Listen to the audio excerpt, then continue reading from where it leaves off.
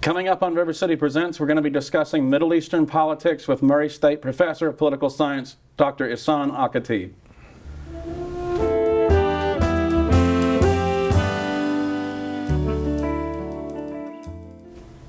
Welcome to River City Presents. My name's Daniel Hurt. The Middle Eastern politics has been dominated by three countries, Israel, Saudi Arabia, and Iran, in the last 3 or 4 decades. Today we're going to be discussing two of those countries, the Kingdom of Saudi Arabia and the Islamic Republic of Iran. Joining me to talk about that today is Murray State Political Science Professor Dr. Ihsan Alkhatib. Welcome to the show. Thank you for inviting me. I'm so glad you're here. I've wanted to have you here for a while. We talked about it a little bit. If you would just start out by telling us a little bit about who you are, your background, and what you teach at Murray State. I was born and raised in Lebanon to a family of Palestinian descent.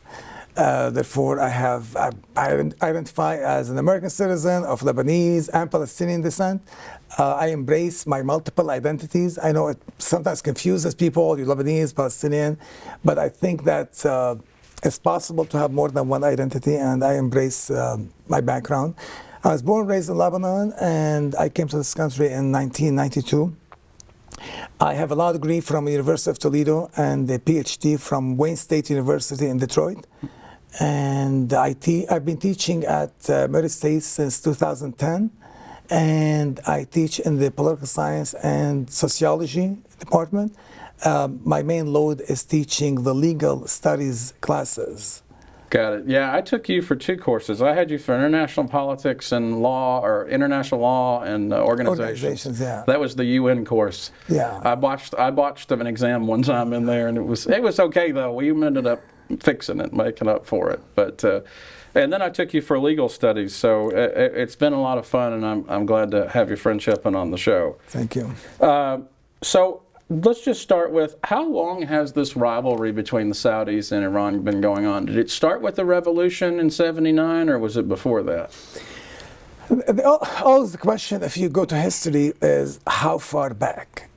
Think of American politics. When people talk about American politics, sometimes they say, oh, we've never been this divided before. Mm-hmm. And the question is, okay, how far back are you going? Last week, last month, or more than 100 years ago? Because if you say we've never been ever this divided, well, how about the Civil War? I mean, that was pretty much a big conflict, yeah, and some hundreds of thousands of people. So there was a time when this country was way more divided than it is now. Contrary to it has been since then. I mean, so how far back do you want to look? Now, with Iran, I think, I like to go back to the emergence of the Safavids about more than 500 years ago, about 500 years ago. The emergence of the Safavid dynasty. This is the dynasty that took Iran from being a Sunni majority country to a Shiite majority country. And, you know, sometimes people talk about, oh, Islam spread by the sword, which historically is not accurate. Muslim rule spread by the sword. A conversion, nobody was forced to convert, because in Islam there's no compulsion in religion. That's right. So you can't force people to change their religion. And actually Islamic rulers did not want people to convert because they had to pay a tax. There's a special tax if you're not Muslim. So they lose revenue actually if people become Muslim. So they didn't encourage that. For the longest time, you know, in the Middle East and Syria, Lebanon, for the longest time, like for example in Palestine, the percentage of Christians in the population has been steadily decreasing, especially due to the conflict, birth of Israel and all that. But nobody was forced to convert to Islam. So it didn't, the Islam did not spread by the sword, right, in that sense. The Muslim ruled by the sword, yes. Empires, rulers, you know, competing for power and spreading their domain and all that. But as to the Iranians, with the Safavids, so you had this country that has been Sunni majority. All of a sudden, this ruler wants to convert it to Shiism. How do you convert it to Shiism? He converted them by the sword. So some sources say he killed up to 1 million people. Wow. So I think this is one of the biggest massacres, acts of violence actually against a population on the basis of religion, is what the Safavids did. That's why if you follow the politics of the region, they say these are the current rulers of Iran are the Neo-Safavids. This is a reincarnation of that kind of rule, kind of violence in a modern state called Iran today. But so this is going on during... Yes, but going back to Khomeini, so that is the background I like to focus on, is the Safavids, because the language you see in the critics of Iran, people who, with the narrative against Iran, is this Khomeini regime that overtook the Shah is a new Safavid regime, which is using violence to spread Shiism. That's the narrative. And what happened is that before Khomeini, there was a Shah. Right. And the Shah was a very ambitious man. He wanted to modernize his country using the oil wealth. I think there is a lot of unfair treatment of the Shah's legacy. What was the relationship like between the Shah and the United States or the West? It was pretty good. The Shah, yes. The Shah was seen as a reliable partner. He was a good customer of American weapons. He was selling oil. He was seen as helping stabilize the region. When Oman, until now, Iran has good relations with Oman, the Sultanate of Oman, because at one time, when Oman was struggling with rebels, it was the Shah that helped the Sultan. Dispatched people to help fight. Yes. Sure. So until now, Oman is one of the closest countries in the Gulf area, and we know people call it the Persian Gulf. As Arabs, we call it the Arabian Gulf. Right. So there is this agreement over that, and the Iranians got really angry when you call it Arabian Gulf. It's just word differences. But you know, it's that most of the people living around that Gulf are Arab people, and the Arab sense is that Al-Khalij al-Arabi, we call it in Arabic, the Arabian Gulf. The people are Arab. When you call it Persian, it's like you're saying like this is an empire and this is like a pond or something. Yes, historical. So we don't use that. No Arab newspaper or TV station uses Al-Khalij al-Farisi, the Persian Gulf. We use the Arabian Gulf, Al-Khalij al-Arabi, and that really incenses. What's odd is that it's one thing for the Shah and the secular regime to be angry over it, but the Islamist regime, the so-called Islamist regime of Khomeini and Khamenei today, they get angry too when you use the designation Arabian Gulf. Let me ask you this. So the Shah is in power from the early 50s until 1979. So what sort of set the stage for the audience that may not know? How does it come to be that the Shah leaves and Khomeini comes in? So the Shah had a poor country. It had an education problem, the clergy dominating the thinking of the people, and he wanted to be, he had this idea that I am the successor of Cyrus the Great. We are Persians. Right. Yeah, Persians are maybe like 51% of the population. They're not the majority, they're the plurality. They're not, Persia and Iran are not the same. So people tell you I'm Persian. Most Iranians, 51% are Persian, but 49% are not. So you have Arab Iranians, Kurdish Iranians, Azeris, all that. By the way, this man had this idea that he's the successor of a great empire, that Iran could be a great country again. Yes, and he uses a lot of the imagery, a lot of that he's the Shah and Shah, which means he's the king of kings, basically. Right? So you're a humble man. Yeah, that's quite the label for yourself. Yes. So for him, that Iran is entitled to leadership. Iran is entitled to dominate the region. The king of kings naturally would be in charge. He wants to dominate. And the United States had no problem with this guy basically modernizing his country. He was a voracious buyer of American weaponry. I think, and he started the nuclear program that continues until now. What's life like for the average individual under the Shah? I mean, he was an authoritarian, although maybe considered benevolent in comparison to others, I would say, right? Is that? I mean, the Shah is a monarchy. It's an absolute monarchy, and he had all the power, and he wanted to modernize. He was an impatient man. He was modernizing the country so fast, and there were a lot of heightened expectations. And he lived large. He threw a party that he spent a ton of money, invited everyone to show off the grandeur of the Persian culture, the Persian modern Middle East, all that he uses that oil money to modernize. But he alienated important segments of society. So he alienated the clergy.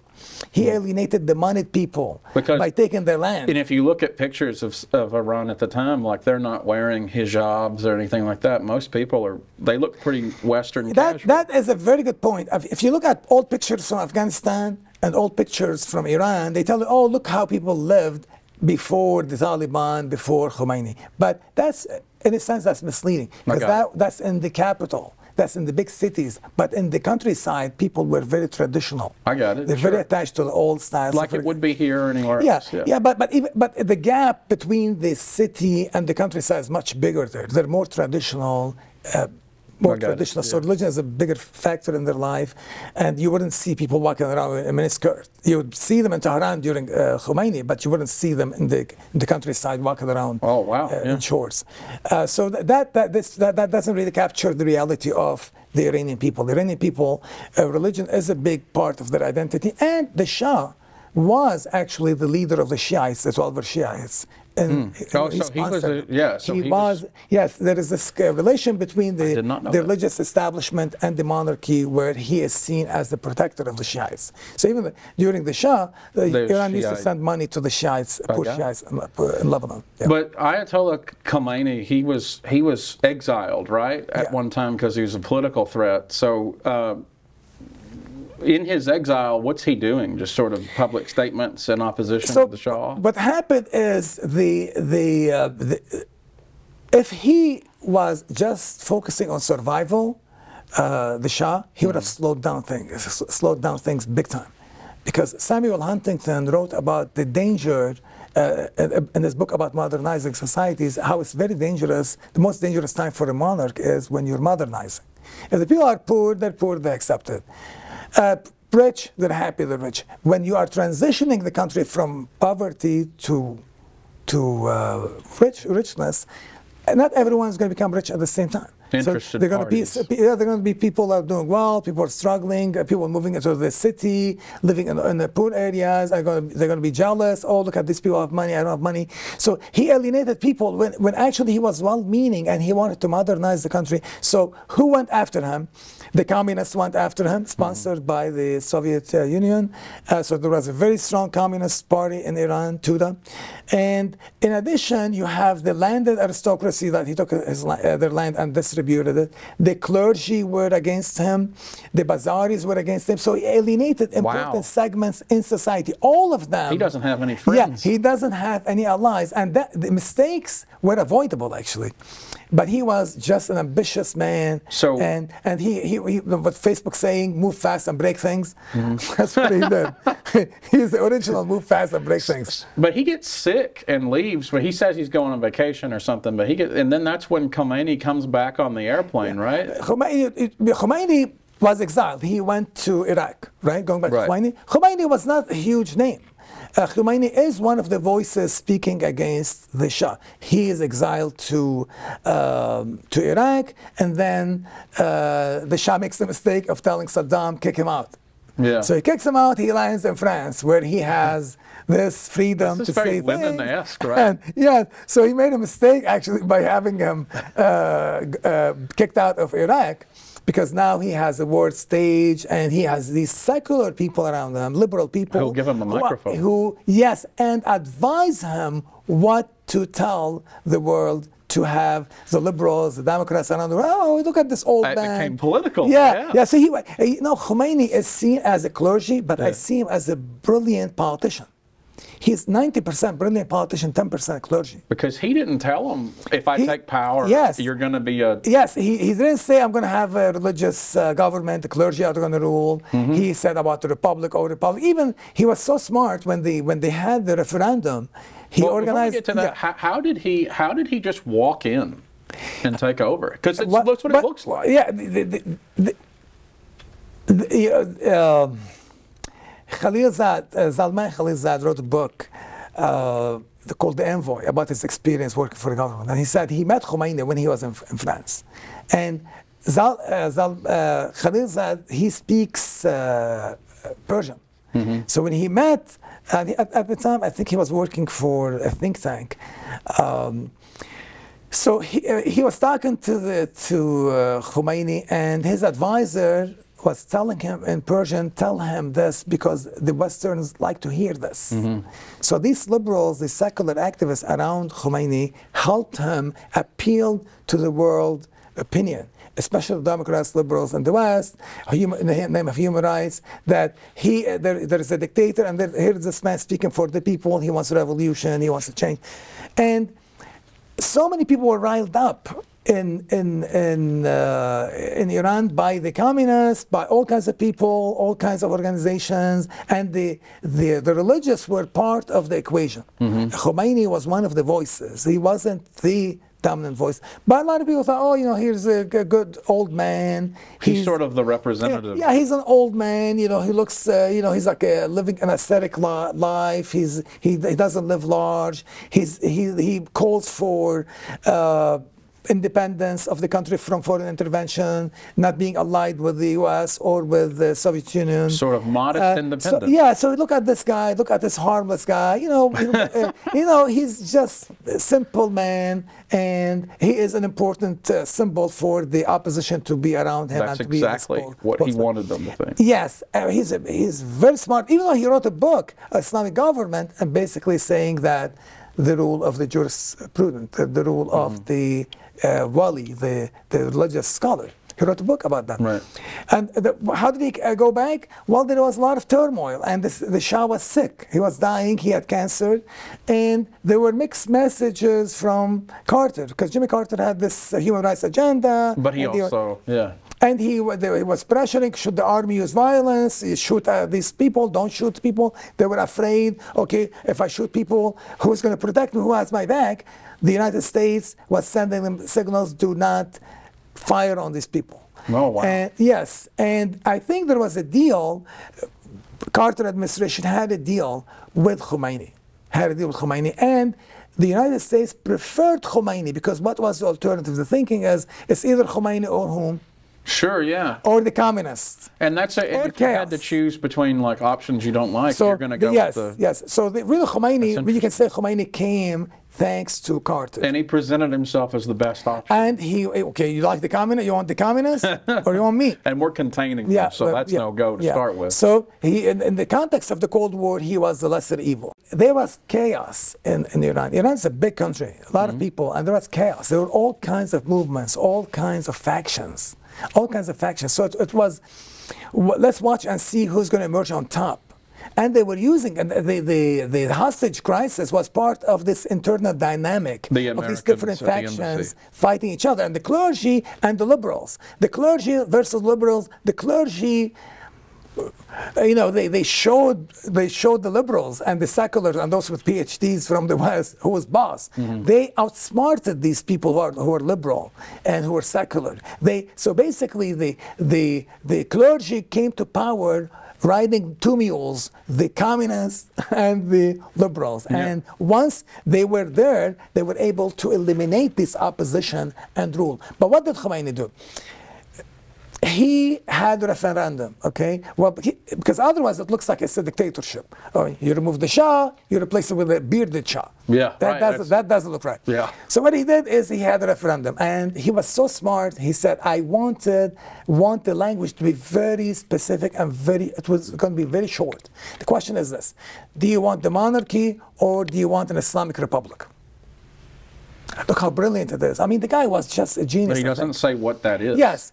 So for the regular Iranian, okay, well, monarchy, we know we don't like this guy. The monarchy is no good. Republic, Islamic Republic. Oh, I'm a Muslim. Islamic. Islam is the religion of the country. We're all Muslims. Good. Yeah. Republic. Well, that sounds good. Republic means elections. People's but representatives. It's more complicated than that. So, but they don't know what Islamic Republic is. They know what they don't want. So they voted for Islamic Republic. They didn't know that Islamic Republic means what? there's going to be an absolute leader. Yeah. You're not going to have democracy. You're not going to have elections. You're going to have selections. Explain what that looks like. Yeah, the selection. So you're not allowed to have free elections. They pick for you, right? Yes. So here, you want to run for office, you submit your name, and they have to accept you. And then by the end of the day, this unelected guy who has a life tenure, he has absolute power. He can override everyone. The conception of Khomeini for the power of the leader of the state, the Grand Ayatollah, the Wali al-Faqih, they call the Wali al-Faqih in the Persian way of saying this, they say that he is above Islam. He's above the religion. He's above the obligations of the religion. He's above the constitution. He's above the parliament. He's above the president. He's above everyone. So here is this guy who is unelected, unaccountable to anyone, who has a lifetime. That's almost papal. Yes, I think he has more power than even the Pope at the peak of the strength of the. Is he sort of like a self-imposed caliph? He is. That's a great question. He is a Shiite caliph. I got it. And what really upset the Muslim countries, the Sunni Muslim countries, is that this man claimed to be the leader of all Muslims. So here is an Iranian, who is not Arab, and he's a Shiite, 12 Shiites, which is a tiny minority. And again, a lot of people say, oh, the Muslims are divided into Sunnis and Shiites. They're not divided into Sunnis and Shiites. The Sunnis are 90%, the Shiites are 10%. That's not divided. There's a majority and there's a small minority. But they are a majority if you look at like Iran and Iraq and Azerbaijan as majority Shiite. So they're concentrated geographically. But most of the Muslims, overwhelmingly, they're Sunni. Malaysia, Indonesia, India. And that's interesting because he actually says sort of, we're opposed to the monarchies in the region. Khomeini does. He basically attacks Saudi Arabia, right? And says. Yes. So what he does, and again, a lot of times people look at the region, and I think I fault Obama because Obama looked at the region and said, oh, you got to share it. It's like fault is equal on both sides, and that's not true. When Khomeini came to power, these Arab, Sunni majority countries, Sunni-led countries, they welcomed Khomeini. When Khomeini came back, they said, was like, cool with revolution. Iraq. Right? No, it's not that. They're thinking is if that's what the Iranian people want, then let the Iranian people have what they want. Sure. Saudi Arabia had that attitude. Iraq had that attitude. Saddam Hussein, the government of Saddam Hussein congratulated, said that's what the Iranian people, that's what they get. They had no problem with that regime. But that regime, what they did is they want to dominate the region, right? That's the idea of the Safavids trying to build an empire. And they weaponized Shi'ism. They weaponized, they made it into a political identity and loyalty to this guy who's infallible, and you owe him loyalty as to religion and politics. It's not going to work for the Sunnis. It's not going to work for the Sunnis because this guy, how can he claim to be the leading all the Sunnis when he's a minority Shiite? And on top of that, he declared Iran to be what? The official religion of Iran, 12er Shi'ism. Right. Not Islam, 12er Shi'ism. Well, wow, that's different. I did not know that. I just assumed when you say Islamic Republic, it means what it means. No, it's a Shiite. And not only Shiite, because the Shiites are three different kinds. Yeah. You have the Ismailis, the Zaydis of Yemen, and then you have the 12er Shiites. So it's a faction of the Shiites too. So let me ask you this. So obviously this isn't going to work. So now you've got a dispute between Sunnis and Shiites again in the Middle East. And so the Saudis obviously lead the Sunni side of this, so to speak. Is this sort of become like a Cold War with Lebanon and the Iran-Iraq War and all these things being proxies between the two? Okay, yes. The way things develop is this. He wants to spread his revolution. That his idea is that it's not his rule is not limited by geographic boundaries, which is against international law. Iran is a member of the UN. You have to respect boundaries. That's right. These boundaries mean something. You can't say, I'm not limited by national boundaries, so you can have the citizens of the neighbors have political loyalty to me. That causes a problem in this state system. Right? So here, he looked at the region and he wants to export his revolution, right? Basically foment unrest. And a lot of Shiites were excited about, having having Shiite rulers saying, you know, taking power, Islamic Republic, and all the Shiites now are in the game, because before Khomeini has reinvented Shiism. Before Khomeini, the dominant thinking in the 12 Shia tradition is politics is dirty, politics is bad. We stay out of it until the Mahdi, the 12th Imam, comes back. Right. All politics is dirty, all power is illegitimate until he comes back from the grand occultation. Yeah. Yes. And but he reinvented, so the Shiism that Khomeini spread is Shiism 2.0.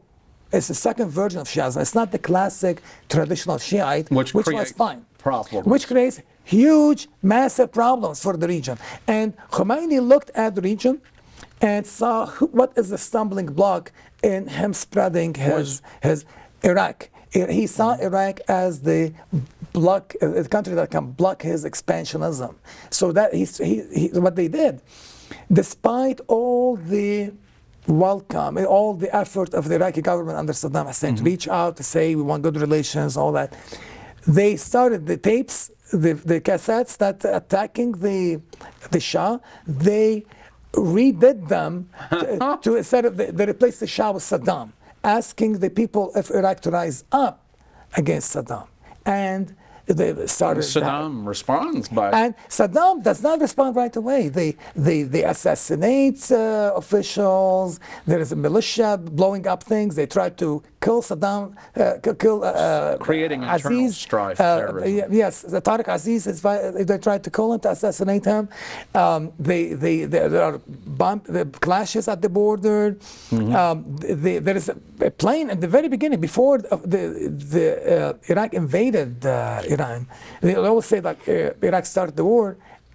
Yes, they invaded, but the war started before the invasion.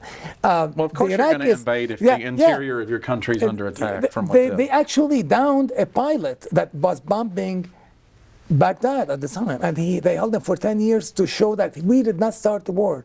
And even if Saddam is the one who invaded, he always tried to end the war, and Khomeini said no ending the war until Saddam steps aside. And well, when he invaded and they had war, I mean, it was between the two of them. It was only until they pushed.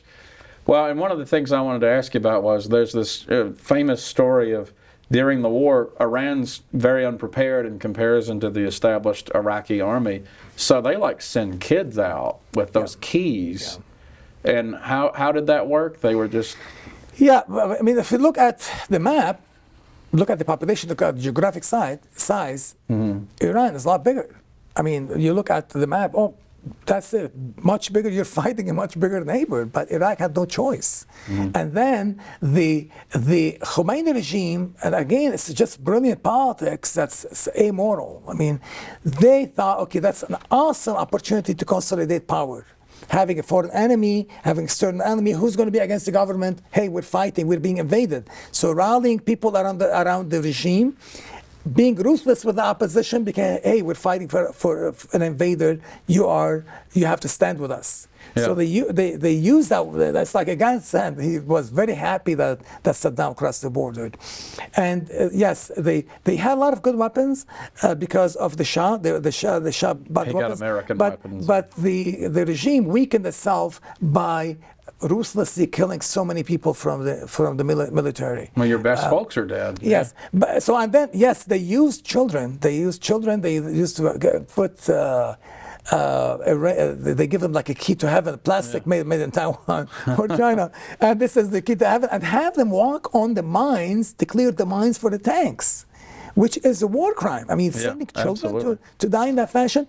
And yes, I think it's a fact, Iraq used chemical weapons against the Iranians, and some say there is evidence that Iranians use chemical weapons. But as outmanned country, they had no choice but to use chemical weapons. The story was that they came upon a trench and they found people that were dead, but they didn't have bullet holes, and that's when they started to wonder if chemical weapons. Yeah. So I mean, look at the history of this country. During the war, the U.S. bombed Hiroshima and Nagasaki, and until now they say, hey, it was justified. Because otherwise, so many Americans would have died. Yeah. I mean, these people wanted to fight, and do you want 100,000 Americans to die, or do you want to convince them to end the war? Yeah. Right. So a lot of people, until now, they say they defend that. And they thought that they would end the war, but they didn't. They pursued them out of Iran, pushed them back into Iraq, and then it was only after, right, that the Iranians pursued him back into Iraq that the U.S. and Saudis sort of got involved with assistance to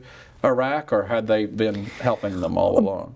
I just want to finish this idea with the nuclear weapons. Yeah. With Putin threatening nuclear weapons, the doctrine of Russia is they will not use nuclear weapons unless the homeland is threatened, right? So because a lot of people use this against Saddam, who used chemical weapons against Iran. Yeah, of course he did. I mean, any country that is survival at stake will do that. And as to using the chemical weapons against the Kurds, until the very end, he denied he did. He denied that he did actually use that. But going back to your question, the war lasted 8 years, and even though Saddam is the one who crossed the border, he always tried to end it. And the Iranians would not agree. Iraq borrowed a lot of money from the Arab Gulf countries to continue with the war. They needed a lot of money to buy weapons to continue with the war. And that put the war ended, but put Iraq in a big financial hole. Whenever the war ended, what was it that the Ayatollah said? There was a famous line about how he wished he hadn't done it. He said he would have rather drink from the poison chalice. Yeah. But you know, it's very interesting is how it ended. It didn't end because they were suffering under from the Iraqis. It ended for two reasons. Number one is Khomeini misread developments. He thought the U.S. Downed a civilian airline, Iranian one, and after that, the mines that the Iranians were putting in the Gulf, in the Arabian Gulf, they were affecting American interests, blowing up with the ships and all that. And the U.S. threatened Iranians not to do that, but they ignored the threat. There was Operation Praying Mantis. I don't know if you're familiar with that, but toward the end, Operation Praying Mantis, Reagan ordered that the U.S. hit the Iranians, make them pay a price for these mines that they put.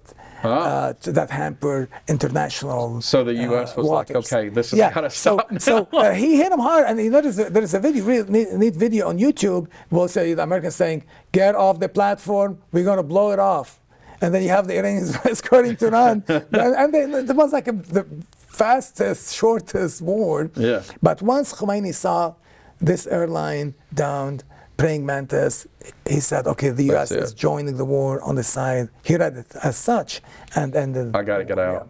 One of the other places you have a direct relation to in Lebanon, of course, was another sign of the proxy war.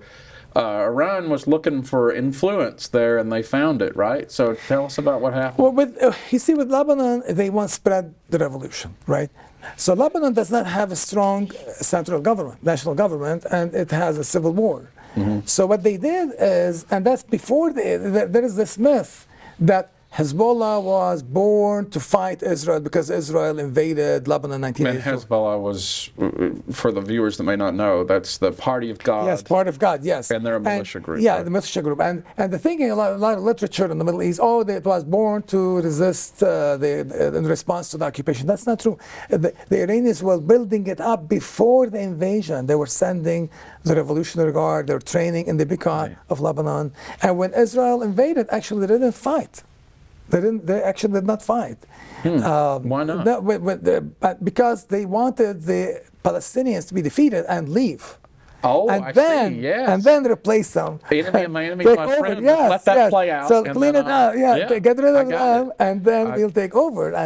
And they built up Hezbollah into this And the Israelis bombed Beirut and did a lot of damage that obviously is going to create animosity. Yes, exactly. So Hezbollah was not born. Hezbollah is just an instrument of Iranian power. How would you describe them? Are they kind of like a mafia, or is it like a militia group? They're actually like a state within a state. I mean, they have institutions, they have schools, they have an army, they have intelligence, they have a TV, they have a radio station, they have their own bank, they have everything. It's just a state within states. So, so essentially, the Lebanese government exists, but Hezbollah fills all the Hezbollah calls the shots. I got it. Hezbollah calls the shots. There's a Lebanese flag, there's Lebanese government, but if Hezbollah is not happy with something, it's not going to happen. And you lived there. Yeah, I lived there. What was it like living there during all that? Well, I mean, I left that country in 1992, Lebanon, 1992, and Hezbollah at the time was a shadowy organization that it was not what it is today. Yeah. It built capacity over the years, and it has a strong army, it has strong militia, supporting militia, in addition to the regular Hezbollah. Does that impact your ability to go back home when you go visit? No, I mean, look, they're actually very smart people. They're very intelligent people.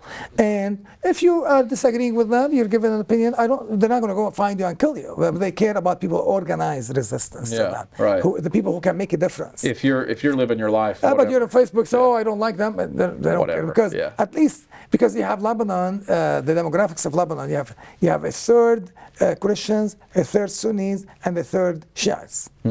And I would say at least 40% of Lebanese do not support Hezbollah, but Hezbollah doesn't go around killing people who don't support it. They're just in charge. Yeah, so they're actually very intelligent in the way they deal with the opposition. And something too that I think is interesting is sort of builds the Iranian identity is like when the U.S. barracks got bombed and then the one in France, the U.S. left, right? Yes. So they ultimately sort of can claim victory with that, right? Or well, I mean, Hezbollah doesn't claim that. They say it's not us. Oh, they don't claim. This happened before they announced themselves to the world. But the scholars say that there were different factions. There were different factions that Iran made into Hezbollah. So these operations that blowing up the embassy and blowing up the barracks, they don't take ownership of that. It was before it was announced as an organization. But some people say that yeah, well, even before you announced you existed. So some people say Hezbollah is responsible for that. And specifically a man named Imad Mughani, and he was basically the chief operating officer. Do you think Iran thought at first when the IRGC, the Islamic Republican Guard Corps, did you think they thought that it was going to be such a successful endeavor, or were they just trying it everywhere and seeing where it would take off? I mean, the key is that they look at the country, okay? Is it a vital interest for the U.S.? Is there anything important in Lebanon for the U.S.? The only reason the U.S. was interested in Lebanon is that it borders Israel. And at one time, the Palestinians were there, and they're harassing Israel from Lebanon. So that is the interest. And then there's the Palestinian factions and the hijacking planes, or like terrorist activity and all that, according to the West, the terminology. So Lebanon, they understand Lebanon is not something the U.S. is going to fight for. So when Reagan looked at the cost, it's really not worth it. Yeah. There's no vital interest there. Something else, and I'm going to jump the timeline, but 14, 15 years later, it's post 9/11, we're in the war on terror, and George W. Bush invades Iraq and topples the Saddam Hussein regime. That had to have made Iran celebrate, right? Yes, and not only that, they say that they claim credit for that. They say, had it not been for us, the U.S. would not have been able to invade Afghanistan and invade Iraq. So they were part of that. They were not out of the picture. And that's why many in the Arab world, they look at the U.S. and look at Iran and say, okay, what's going on here? Yeah, that seems strange, right? These people are working together, but they attack each other verbally, but it seems like they get along fine. Yeah. Because Iraq, I mean, whenever we toppled the regime, obviously the order that we tried to restore after the fact was a failure. I mean, do you think that, would you say that like Maliki and the people that have come since then, have they just muddled the waters that allowed Iran to come in and take over? How does all that play? There were people, as simple as this, there were people fighting Iraq with Iran during the Iran-Iraq war. Imagine, these people are fighting with Iran against their own army, against their own country. These are the people who took over. Can you imagine? So they took care of it. Yes, they came, and some of them said we should pay reparations for Iran. One guy said $200 billion we should give Iran. Okay. And one guy said these people who died fighting Iran should not even get the survivor's benefit or any kind of pension because they were fighting against a war of aggression against Iran. So they're really putting the screws to them. So these people, the Shiite Islamists, patriotism is an alien concept to them. They have loyalty to this religious leader, and so Iraq exists as a state, but who calls the shot? These Shiite Islamists, and their allegiance is to Iran. And to clarify, Saddam Hussein was more of an Arab nationalist, right? He was an Iraqi patriot. He wanted his country to be great. He had this idea, just like with the Shah, that Iraq is a great nation. Iraq is, is this awesome country that has to be great and has to lead the Arab world. He expected your allegiance to be to Iraq, though, not Sunni or Shiite, right? He was a nationalist, yes. A lot of the people, they paint this guy as a Sunni, but he didn't rule as a Sunni. He ruled as a nationalist, and his problem with the Kurds are Sunni, by the way. The Kurds are Sunni. His problem with them is separatists. They want to separate, and they're getting aid from Iran. It's kind of like secession here, right? But yeah, but there are Kurds in the government. You can't even tell because when you deal with them, the Kurds, the Shiites, and the Sunnis are the same people. Yeah. So how would you describe what happened after we handed authority back to Iraq? What did they do in the meantime? What's happened the last 20 years? What happened is that the people who ruled, the Kurds wanted to run their province and to be left alone and to try to get as much independence as possible, okay? And that's all they wanted. If Iraq fails, then that even makes a stronger case for independence for them. So they didn't really care too much. So their interest is for it to fail. Yeah. And for the Shiite Islamists that ruled, they were driven by a sense of grievances, historical grievances, which I call real and imagined. They're against the secular government. They want Islamist politics, and they saw those activists allied with Iran. They had this view of history as the Sunnis have dominated us. The Sunnis have misruled us. It's our time to get even. Yeah. So we should marginalize them. So, think of it, how extreme it was. The vice president, his name is Tariq Hashemi, the highest Sunni official in the country. He, the Maliki had his bodyguards arrested, tortured, and they admitted that they were engaging in terrorism, and they implicated Tariq Hashemi. So Tariq Hashemi had to run for his life, basically, to the Kurdish area. And they filled the prisons with Sunnis. There was a time when they were killing people just based on the name, because the name Omar, for example, is a Sunni name.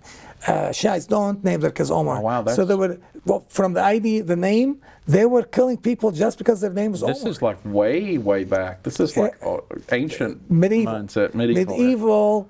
And my take on it is that there is a sense of grievance and this sense of anger. We want to settle scores, living in the past versus living in this 2023, building a state, let's build capacity, build institutions, all that. They didn't come, these Islamist Shiite parties. And anybody who's a secular, who's a nationalist, patriotic Shiite, Iraqi, and there are a lot of them, they marginalize them. What do you think about, after the Arab Spring, and this sort of switches gears a little, but I want to make sure I get to this. After the Arab Spring, Gaddafi's going down in Libya, Mubarak is out in Egypt, Tunisia has overthrown their leadership, and then that gets to Assad, Bashar al-Assad in Syria. What happened there? Because that's the one that you know, there's still a catastrophic war going on there, and everybody's involved in that. The United States even armed rebels against the government. Iran seems to be in favor of Syria. What's the play there? The Syrian revolution or uprising is called the orphan uprising. Why is it called the orphan uprising? Nobody owned it. Nobody wanted it. Nobody wanted to adopt it. Nobody cared to help the Syrian people. So the Syrian people peacefully rose against the government. And actually, it started with children writing on the wall slogans against the government, and then they were tortured and abused. And when their parents came to get them, they were insulted. And the tribal leaders came to get the children, they were insulted, and then people rose up and then demonstrated. And you know, in the Islamic tradition, you have to bury people like the second day. So while taking them to be buried, people will start shouting, saying slogans, anti-government, and the government will shoot people. And then there's another funeral, and people are saying anti-government, and then they shoot more people. So it was a vicious cycle. And then some in the army left the army because they said, I'm not going to kill my own people, and then it just went out of hand. And Assad's not leaving. He doesn't want to leave. Yes, Assad doesn't want to leave. So you have all these people demonstrating against the government. It's a brutal government. And one way to describe that place is no bread, no freedom. So if you think of China, well, there's economic development. So you look at, oh, you know what, the economy looks good under these people, right? There's the policy of the iron bowl. You know, people are not dying from hunger. Historically, millions used to die from hunger, not anymore. But look at Syria. There is a guy who wrote a book on Syria, and he called it No Bread, No Freedom. So the people are unhappy with the regime. They were hopeful when his dad died that this guy is going to be modern, is going to open up the system, but he did not. Why do you think that one didn't go like Libya or Egypt or Tunisia? Why did he just put up a harder fight? Because the way the country is, I mean, there is a minority that's ruling the country. The Alawite minority is ruling the country, and they did not want to give up power. They thought democracy means we have to give up power, privileges. So what they did is they said, we're going to fight. And who supported them? The Iranians. So Iranians came to support them. And even though the Iranians for years, I mean, they were attacking the Ba'ath party of Iraq because they're secular, they call them atheists and all that. Well, in Syria, there's a Ba'ath party that's secular and they're non-religious, but they doesn't bother them with that. So they supported the regime. They sent all these Shia militias, you know, Pakistani, Afghani, Lebanese, all kinds of Shias to fight with them. Despite all this power from the Iranians, he was losing, actually. He was losing. But what turned the tide was the Russian intervention. The U.S. didn't go get involved. The Russian intervention. And actually, the U.S. not only did not help him, the U.S. hurt the uprising in Syria, because what Obama did, Obama prevented Turkey and others who wanted to provide weapons that can really turn the fight. Fear of so Russia, for example, right? Not fear of Russia. The idea is if you give them weapons, they can shoot down the planes, because the planes are what made a difference, the Russian planes. If you give the Syrian opposition weapons that can shoot down the planes, how can you guarantee that these weapons will not end in the wrong hands and shoot down an airliner, and then Obama looks like an idiot? Well, why would you do that? It's a risk. So there was this risk, and so there was a limit. So you have one side getting unlimited support, and then one side that's getting very limited support. And Saudi was on the side of the rebels, but did they back different rebels than the US? No, there are different factions, but by the end of the day, I mean, with Iraq and Saddam, there were all kinds of factions too. So they're divided and all that. That was not the issue. The issue is, who cares enough to spend an unlimited amount of money and effort in Syria? Sort of like they do. The Iranians felt this way, and the Russians felt this way. The others did not take ownership of it. And the Israelis, this guy is now our friend, but we're not sure who's going to replace him. So better the devil we know than the devil we don't know. Right, yeah. And the Golan Heights has been quiet all these years. We don't know these people who take over, what kind of agenda they're going to have. And so in the end, it seems like the region has prevailed for Assad. It doesn't seem like he's going anywhere, although the war continues.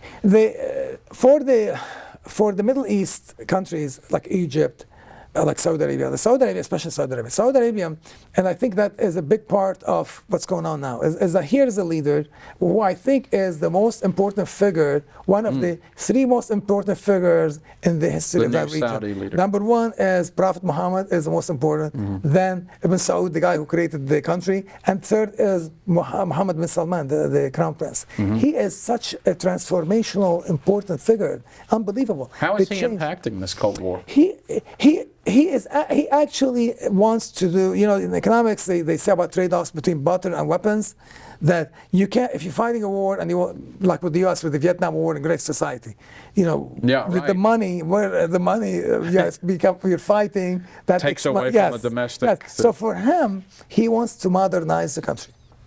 The guy wants to modernize the country. And if you want to modernize the country, fighting wars and modernizing don't go hand in hand. Yeah, no, that's right. So he wants actually to, he wants peace. He wants to have peace with the neighbors. He wants a normal region. Probably sees it as high tides lifting all boats. We'll all do well. If I see, you know, I don't see him as a Nasser. I don't see him as an Islamic leader or Arab leader. I see him more of a Saudi leader. He's a patriotic Saudi. He's like, look, my country, for the longest time, people say, okay, what are you going to do when the oil is over? What are you going to do? This is a resource that's going to run out. Or the world would move away from fossil fuel. What are you going to do? He's trying to build the capacity for the after oil. Yeah, because tourism, you talked about to me before, just when I'd visited with you before, about they changed the passport laws, right? Yeah. So now tourists are going to be able to go there, right? For the longest time, women could not drive in Saudi Arabia. This man came and said, they can't drive. For the longest time, they were like morality police walking around, hitting you, go pray. Oh, why are you holding her hand? Why are you not covering your hand? He did away with that. So the opposite of Iran. This is, yes, this is a massive, you know, and people who criticize this man and talk negative about Saudi Arabia, they're talking about their grandfather's Saudi Arabia. This Saudi Arabia is What is unreal. life like in modern Saudi Arabia? I mean, I haven't been there. Oh. But I mean, from what I read, from what I see on TV, I mean, talking to Saudis, this is a completely different country. This is a country that's having a huge change. I mean, for the longest time, I mean, imagine, women can't drive. For the longest time. It was till like 2017. That's right. And then he said, no, they can't drive. And so it just kind of reminds me, so we're seeing more of like Iran in the 70s, sort of, in Saudi Arabia, the secular type. I think he was very, he was a man with a vision, and he was able to see in the future, because now the Iranians find themselves in the hole with the woman.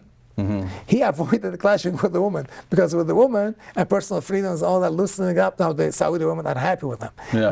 But there's tight control over the Iranian woman, and I think that's the Achilles heel of the regime in Iran. They keep upsetting the woman, and the women are leading this. And recently with the Olympics and everything, we saw a woman without the hijab on, or any of the body coverings, actually, right? So she got in trouble for but for them, you see, for them, it's very hard for that clerical dictatorship. I call it not a republic, it's a clerical dictatorship. It's, to them, the hijab, the mandatory hijab is this. It's like their flag. That this is the visible sign of control. That you know there is dominance and control when you see hijabis, and you have to worry whether you like it or not. That's a sign of the dominance of the clerical dictatorship, and they're very unwilling to give up on that. Yeah. So what is the plan for, what do you see looking at the future of the Middle East? An assessment, let's start with an assessment now. Of the Cold War as it played out, who is in favor? Who seems to be winning the Cold War right now? Yeah, you know, again, you have terminology, Cold War, proxy war, and all that.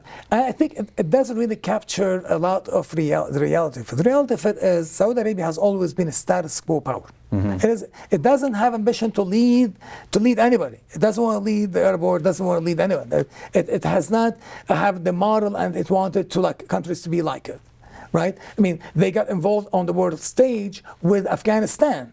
They spent 50 cents of every dollar spent fighting the communists. That's right. Because this personal relationship with Reagan, and Reagan, they thought, okay, these Muslims are being killed by these godless communists, and a good Christian Reagan and good Muslims are fighting these godless communists. He had them at the White House. Right, right. So they thought that that's good. But other than that, there's status quo power. But it's the Iranians with their ambition, even with Bahrain. I mean, it's such a small country, Bahrain, they want to take it over. They say, well, it's an Iranian province.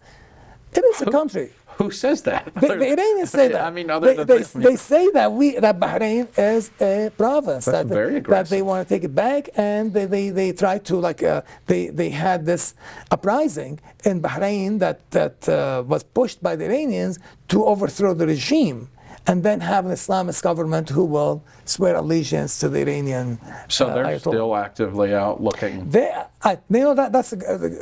That's a point I wanted to make, and you reminded me. See, with the Chinese in the Middle East now, a lot of being played up about the Chinese. And I don't think the Chinese have shown any sign that they solved the problem. What they did, they took them back to 2016 having diplomatic relations.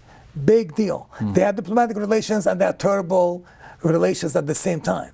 So that is not the solution. The conflicts have not been resolved. As one observer said, is Iran going to be a country or a revolution? If it wants to be a country, then the neighbors can get along. Yeah. If it's going to be, and even Obama said they stir the sectarian pot. He said, Obama said about them, they stir the sectarian pot. It's always been good for business. Yeah, they want to project their influence. And when people adopt that ideology of Iran, they become loyal to the political leader of another country. That is a problem for these governments in the neighboring countries. If people swear allegiance to the leader of a next door country and that wants to overturn the regime, that's going to cause a problem for them.